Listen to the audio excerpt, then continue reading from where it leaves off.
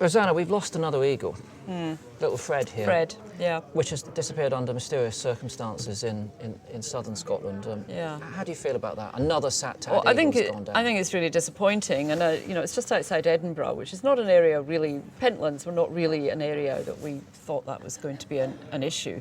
So this is very disappointing. Now, as far as we're currently aware, it's unexplained circumstances, but they do come under the category of suspicious.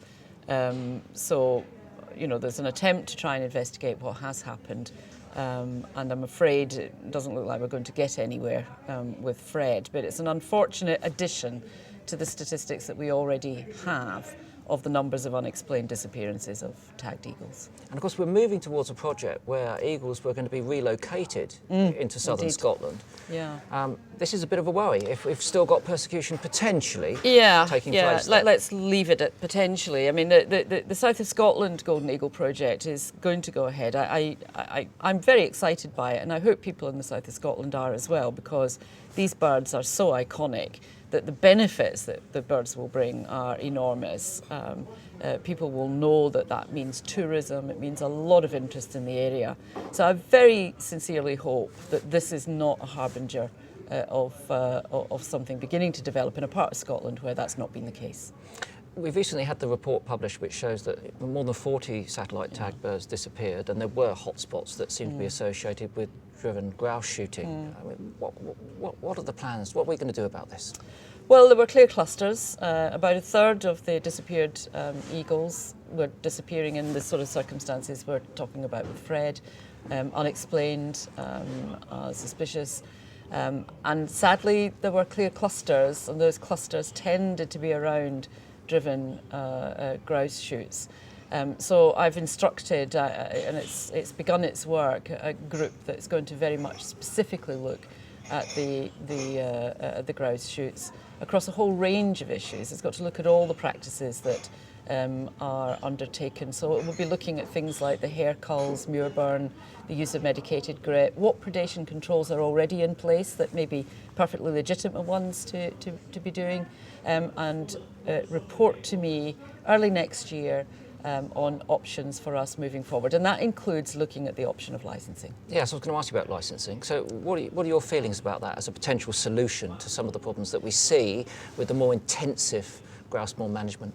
Well, it was one of the things that has been talked about in Scotland for a while, and I took a piece of legislation through the Scottish Parliament in 2009 where we made it very clear that licensing was something that was on the cards if there wasn't a real change in practice. Now, what we've seen in the intervening period is a decline in poisoning, sadly an increase in what looks like shooting incidents or similar.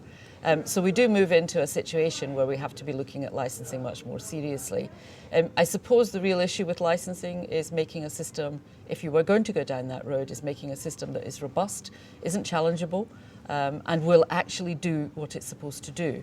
But I don't want to get ahead of myself, because obviously the report will not come until the early part of next year, and that's the point at which they will make recommendations based on the evidence that they've had. And there is, I know you appreciate, a widespread public frustration about this ongoing persecution issue. It's really come to a head in the last few years, and it's time for action, isn't it? Oh, absolutely. I don't think there's any doubt about that. I mean, I think governments should be looking at it very seriously, as we are. I've indicated it has to be done methodically, it has to be done logically. We have to get to a position where whatever decision is made is robust and not challengeable. But we're very conscious that this is something that horrifies people. It horrifies me. I've seen some of the dead animals that we're talking about. I don't want to have to be in a position of looking at more of them. I don't want to have to be in a position of making excuses for people who, frankly, are criminals because they are acting outside the law. And at the end of the day, these are crimes. These are crimes that are being committed, and all crimes should be taken seriously.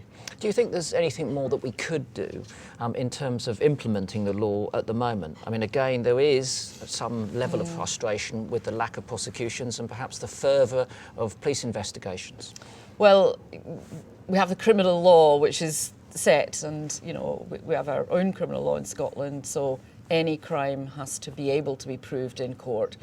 So there are always going to be issues about availability of evidence, best evidence, and things like that.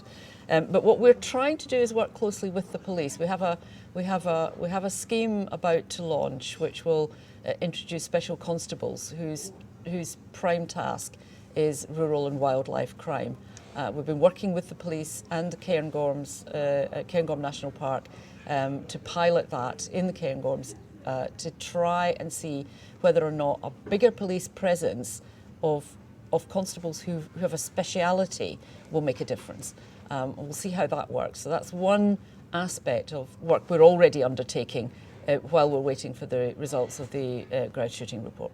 Very often we get evidence, or we get what evidence we can, and it's hard. We get it to court, and the sentencing isn't robust enough. Well, we're going to increase sentences for wildlife crime as well in Scotland. So we are doing as much as we can at the moment to make changes which will help, I hope, to start bringing these numbers down, as well as looking very closely at what other things we can do in the future in respect of grouse moors that will begin to make a big difference as well. And personally, on your watch, which I'm sure all politicians like to measure, in terms of progress, where would you like to finish this? I mean, surely more golden eagles, less persecution.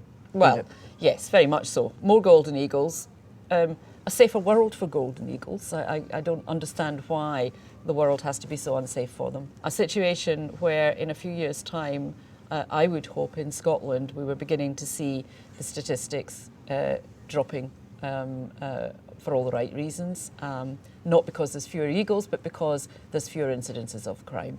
And I need to say this as well, to those estates who are continuing with practices which are clearly unacceptable, please stop it.